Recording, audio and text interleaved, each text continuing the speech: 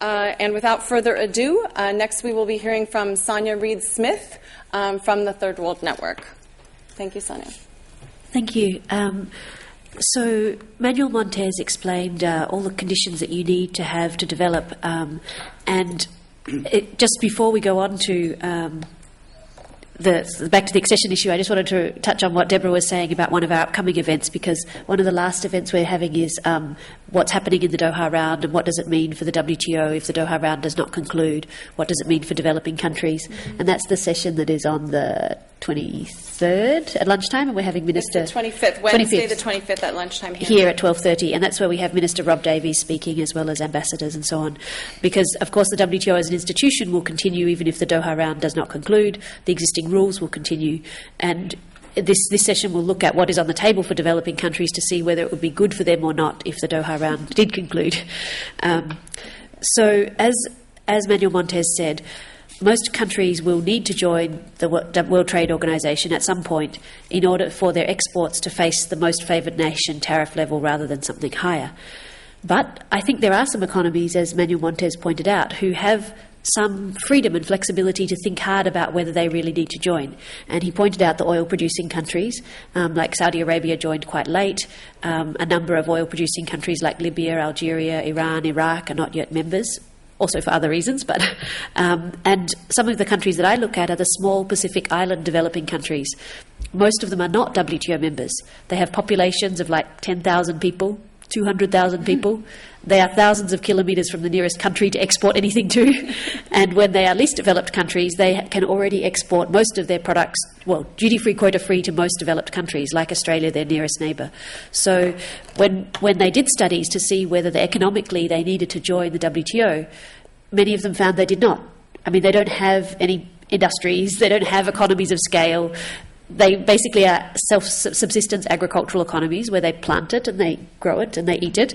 And some of them have been rated as the happiest countries in the world before joining the WTO. So some of those countries may have more flexibility to decide that actually they don't need to join when you just look at the economics of it. Or, for example, Bhutan is in a customs union with India, which is its main market, and its main export is hydroelectricity. So it can already export all of its products duty-free, quota-free. So there are some countries which I think have some flexibility and don't need to join. But, of course, countries like Nepal and Cambodia needed to join for their textile exports to have the lower most favoured nation tariff. So, of course, the process of joining the World Trade Organization, since it was established in 1995, means that you have to get the permission, the consent of all the existing WTO members, 153 or whatever we're up to. And they can impose any conditions they like, not just economic conditions, but even political ones. That's why we've seen there was some opposition to various countries joining due to their political policies or their military policies, and so some of those accessions just have not moved for a long time. And so what I'll be looking at here is where the conditions that were imposed on countries who have recently joined the WTO since 1995 went beyond the existing WTO rules and requirements for the original members who got in before 1995. Because, of course, many of you here know that the existing rules are already problematic for many WTO members, like the Agreement on Intellectual Property Protection with 20 years of patents on medicines. All of that is very difficult, but we don't have time to discuss today. So what I'll be looking at is where it is WTO plus, the kinds of requirements that are put on the countries that are joining the WTO. One last caveat I wanted to say here was that, of course, when you join the WTO, it doesn't just affect the country that is joining it. So, for example, there are some countries in West Africa who are in the process of joining the WTO, but they're also in customs unions. So if they join the WTO on very tough conditions, where they have to bind all of their tariffs at very low rates, that will become what the whole customs union has to do, because they have a common external tariff. So all of the other members of that customs union will also suffer through the same bound tariffs at a low level as the exceeding country. And of course in Africa I think there are some plans to have an Africa-wide free trade agreement and maybe an Africa-wide customs union. There are various customs unions being planned which involve exceeding countries, and some are already in customs unions. So it's certainly, I think, of interest beyond the exceeding country themselves. So we won't have a lot of time to talk about it here, but Of course, the WTO accessions can have serious impacts on human rights, and this has been raised by a number of United Nations special rapporteurs on human rights. They say, for example, that acceding countries should do human rights impact assessments before they accede, because, for example, when the developed countries ask for stronger intellectual property protection, the UN Special Rapporteur on the Right to Health has actually said that developed countries cannot do that because it is bad for the right to health, and of course developing countries should not agree to it. So there have been some clear guidelines which have been very critical of the developed country demands in the WTO accession process. So of course I look at this with my lawyer's hat on and my economist's hat on, and with my lawyer's hat on I see a lot of tricks in the wording of the WTO accession agreements.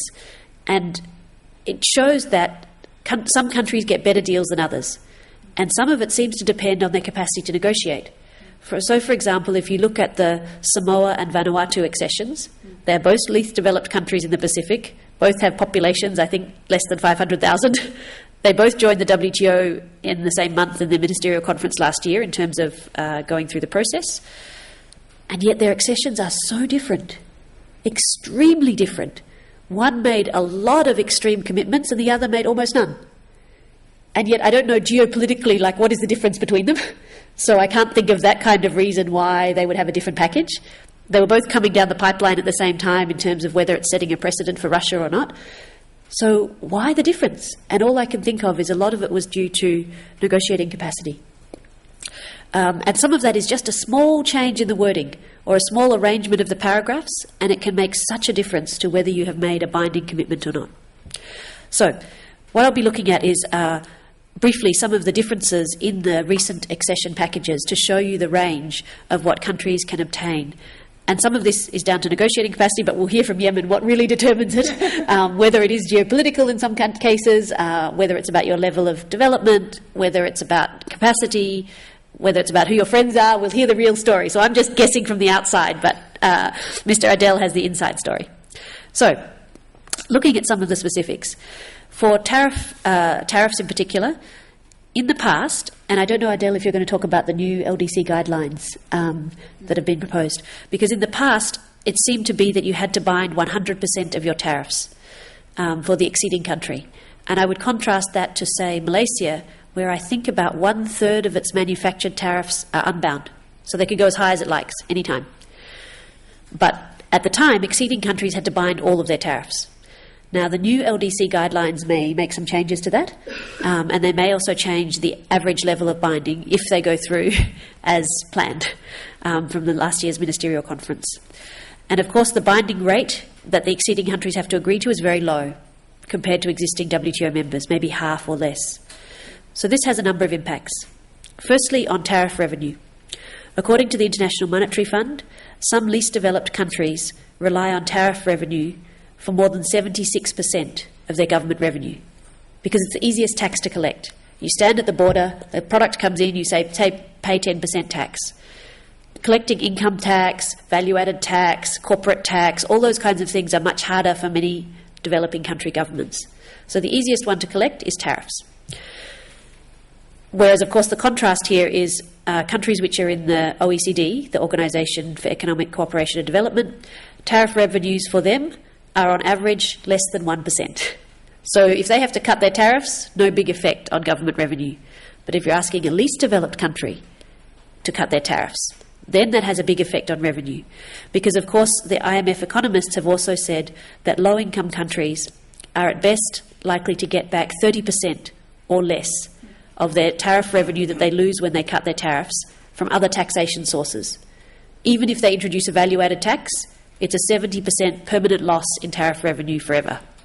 So, do the least developed countries cut their health budget, or their education budget, or their infrastructure budget, or the irrigation budget? You know, what are you going to cut if you're going to lose 70% of your tariff revenue permanently when you cut your tariffs to get into the WTO? The second impact for tariffs, of course, is if you have to bind your agricultural tariffs at a low level, but we know that the developed countries continue to do their agricultural subsidies. They are refusing to cut them in the Doha round negotiations at the WTO.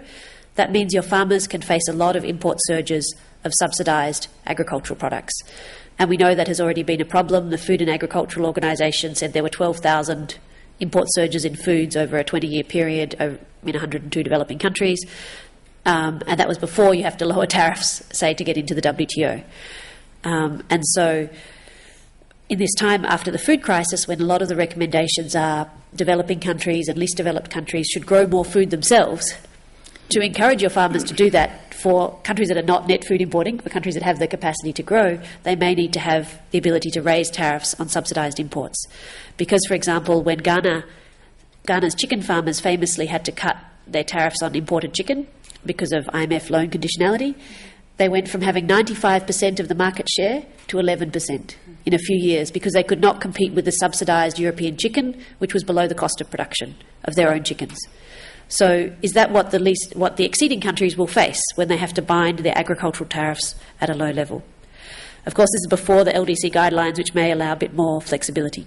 Then, of course, in industrialisation, we know that, according to former UNCTAD economists, for example, no country except Hong Kong, has managed to industrialise without going through infant industry protection. So, can you do that if you have to bind all of your manufactured tariffs at a low level? Because what the studies show is that as you move up the value chain, you need to change which industries get infant industry protection. So today I make clothes, so I put a little bit of a tariff on imported finished clothes so that my clothing industry can start up, get economies of scale, get efficient, have marketing networks. Once I can compete with the world like Bangladesh, I could lower the tariffs. Then I move up the value chain to make sewing machines. Then I raise the tariffs a bit on the sewing machines so that my sewing machine industry can get started and get efficient. Once it does, I can lower the tariffs. Then I move up the value chain to make the machines that make the sewing machines. And again, you have to raise the tariffs on that industry. So your tariffs have to go like this over time if you're going to develop the way today's industrialised countries developed. But if you have bound them all at a low level to get into the WTO, can you do this infant industry protection? Then, of course, there are the other duties and charges, which the WTO Secretariat themselves have said are a source of revenue for the government, a protection for domestic producers, and if these are removed, there will be a loss of revenue for the government. Vanuatu's WTO accession, it bound all of those charges at zero. It can never have any of them ever again. But that doesn't seem to have been a standard requirement of the developed countries, because Taiwan and Saudi Arabia, which are not least developed countries, only bound some of their other duties and charges. The unbound ones can go as high as they like. And Cape Verde got to keep them because it was a member of a customs union, and we know that ECOWAS uses one of those charges to fund its secretariat. So there is variation in other duties and charges, and it seems to depend, well, we'll hear on what it depends on, but different countries get different deals. So, of course, there are other aspects of binding all your tariffs at low levels. For example, in the Pacific Island countries, where obesity is a big problem, it's responsible for 3/4 of deaths. They wanted to ban fatty foods because they found that tariffs were not effective, no matter how high you raised them. So this has been a big question in their accession. Can they maintain a ban on things like mutton flaps and turkey tails, which are dumped in the Pacific from Australia and the US because consumers in those countries won't buy it? But it's a cheap form of protein.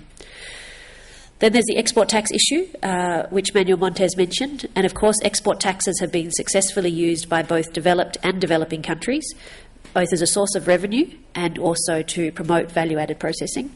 It was England's most important industrialisation tool at one point. We have a study on this which I can give anyone interested.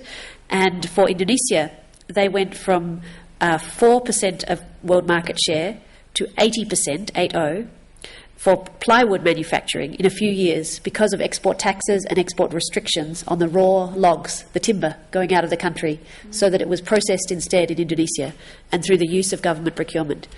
So there are some papers being, I don't know, which papers are they, Ziad? Adel's papers are being outside. Or you can put them down here if you want, so people don't have to leave to get them. So those export taxes, the option to use those export taxes the way that many African countries do, for example, I think 30% or something of WTO members use them, can also be restricted in some of the WTO accession packages. So then if you look at services, we know that services liberalisation is something that is often asked in accessions. So whereas an original member of the WTO, like Fiji, only had to open 2 sectors to foreign competition, It's not an LDC, but its neighbour Vanuatu, to get into the WTO through this accession process, had to open about 80 sectors, 80. So 80 versus 2. And of course, we know that when you open those service sectors, it can make your balance of payments worsen because they don't earn any export revenue and they send their profits home. It can mean that you have foreign dominance of sensitive sectors, like maybe essential services or your oil and gas sector, healthcare, education, those kinds of things that you may not want to open. And of course, there have been famous scheduling mistakes, including in the acceding countries' schedules, where they thought they would open, for example, forestry and hunting, but they found they'd opened agriculture and forestry instead because they put the wrong number of the CPC code. So it's easy to make mistakes, and the demands are very tough. Then briefly looking at intellectual property protection, this is going beyond the WTO's agreement on intellectual property protection. Some countries had to give up their transition period. So, of course, least developed countries do not have to implement the WTO's intellectual property rules for as long as they are least developed. That means no patents on medicines, for example. And we know that when medicines are patented, they cost about $15,000 per patient per year for HIV/AIDS medicines. If you don't have to give patents on medicines, you can get the generic version, the same medicine but through competition. The price is $67 per patient per year. So it's very good if least developed countries do not have to implement these intellectual property rules, which is the right of existing WTO members. But sometimes they can lose this right in the accession process. We've also seen developing countries, including least developed countries, join extra intellectual property treaties that harm the right to education, they harm the right to health, and some of them joined all intellectual property treaties unspecified, past, present and future, whatever it is, whatever the content, I promise to join it. So that was an unusual provision. It doesn't seem to be a standard requirement for every country. Again, I'm not sure why some countries agreed to do this and others didn't have to. Then in other situations, even where there is no patent, so you think you can have the cheaper generic medicine, the developed countries have insisted on another monopoly called data exclusivity on medicines for 6 years for countries which have joined the WTO. So again, you go back to the monopoly price for medicines for that period. So lastly, there are some optional agreements that existing WTO members do not have to join, which those who are acceding to the WTO are often asked to join. One is the government procurement agreement. And of course, government procurement is when your government buys goods like cars for the minister, paper for the photocopiers, or services like electricity in the offices, banking services the government uses. This can be 25% of your economy. Developed countries like the United States directed this government procurement to their own companies, and that helped them build up into multinationals. Many countries use government procurement directed to their local citizens and suppliers to boost employment in times of recession or in deprived areas, and Brazil famously used this to increase employment by 10% in one region. But if you join the government procurement agreement, you have to open this, and you have to allow foreign companies and foreign suppliers to supply your government. So the small amount of spending that a developing country government has leaks out in terms of benefits to foreign companies and foreign suppliers, and of course has balance of payments implications. So many acceding countries had to promise to start looking into and negotiating to join the GPA.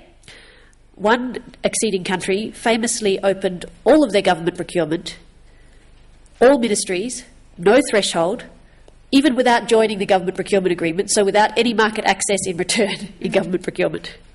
Even though they had said they weren't ready to join the government procurement agreement, they unilaterally, legally bound themselves to open all their government procurement. Then there's the ITA, the Information Technology Agreement, which is also optional, and in which you remove all of your tariffs on certain information technology products. One country which joined that, it wiped out their whole hardware industry because they had to remove all the tariffs on it. Acceding countries are also asked to join the ITA, and some have joined, but it's optional for existing WTO members. Then there's the Agreement on Civil Aircraft. Again, eliminates all your tariffs on imports of civil aircraft. Again, optional. So in addition to this, a lot of least developed countries who are joining the WTO have to give up their transition periods that they have in other agreements. So, for example, the TRIMS agreement at the WTO about trade-related investment measures, the one that says you cannot require a certain proportion of local inputs in your exports or local content, least developed countries managed to get an extension of the transition period for that here at the WTO. Will the exceeding least developed countries also get that extension, is a question. And of course that extension is also on the table for developing countries in the Doha round. They haven't pursued it yet, but if they got one, could developing countries who are acceding to the WTO get that transition period? So finishing off with bringing it back to here. Here we are in UNCTAD XIII. And yes, as of yesterday, you would have received the 16th of April latest negotiating text for the government outcome document. You can just get it from the Documentation Centre. And in that, in paragraph 43, you will see that there is a proposal to say that exceeding countries, especially least developed countries, might need technical assistance, and impediments should be removed from their accession, i.e. don't ask them for such WTO plus difficult demands. It's very unfair. And this is the kind of thing that was agreed in the ministerial conference, for all WTO members agreed to it last year in December. Yet here, in UNCTAD, the European Union and the JUSCANS group, Japan, United States, Switzerland, Canada, Korea, Australia, Norway, New Zealand, are opposing this. They want the impediments to least developed country accession to remain, despite what they committed to in the WTO last year at the ministerial conference, and despite all their pronouncements about wanting to help least developed countries and loving sustainable development. When you see what they're actually putting in the text, available from the Documentation Centre, they would like those impediments to least developed country accession to remain, because they want to remove that phrase in paragraph 43 of the text.